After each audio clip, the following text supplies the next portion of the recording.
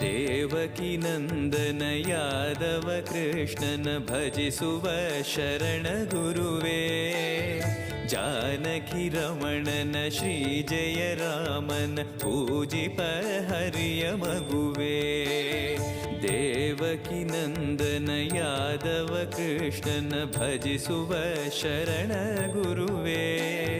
ಜಾನಕಿ ರಮಣನ ಶ್ರೀ ಜಯ ರಾಮನ ಪೂಜಿಪ ಹರಿಯ ಮಗುವೇ.